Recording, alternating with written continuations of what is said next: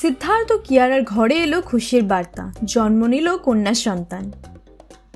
বলিউড থেকে এলো বড় খুশির খবর। জনপ্রিয় তারকা দম্পতি সিদ্ধার্থ মালহোত্রা ও কিয়ারা আডবাণীর ঘরে এসেছে তাদের প্রথম সন্তান। বিভিন্ন রিপোর্ট অনুযায়ী 15 জুলাই 2025 মঙ্গলবার মুম্বাইয়ের একটি বিখ্যাত হাসপাতালে জন্ম নিয়েছে তাদের কন্যা সন্তান। শোনা যাচ্ছে এটি ছিল স্বাভাবিক ডেলিভারি এবং মা কিয়ারা ও নবজাতিকা দুজনেই একদম সুস্থ রয়েছেন।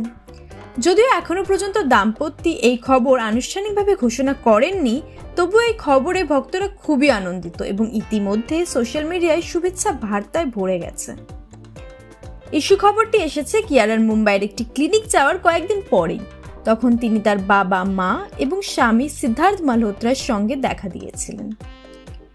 এর আগে 2025 সালের 28শে ফেব্রুয়ারি তাদের দ্বিতীয় বিবাহবার্ষিকীর ঠিক পরেই একটি সুন্দর ছবি শেয়ার করে সিদ্ধার্থ ও কিয়ারা জানিয়েছিলেন, আমাদের জীবনের সবচেয়ে বড় উপহার আসছে শীঘ্রই।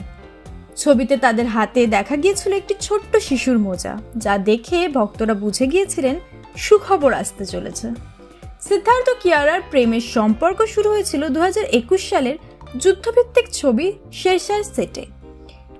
যদিও তারা প্রথমে সম্পর্ক গোপন রাখেন, তবে পরিচালক করণ জোহর 2022 সালে তার এক চ্যাট শোতে তাদের সম্পর্কের ইঙ্গিত দেন। পরে 2023 সালে রাজস্থানের জয়সলমেরে একটি রাজকীয় বিয়ের মাধ্যমে তারা বিয়ে করেন।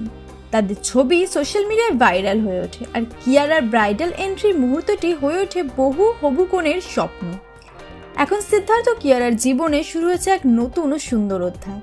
তাদের কন্যা সন্তানের প্রথম ছবি ও নাম জানার জন্য অধীর আগ্রহে অপেক্ষা করছেন ভক্তরা। বলিউডের এই প্রিয় জুটিকে নতুন জীবনের জন্য অনেক শুভেচ্ছা ও অভিনন্দন।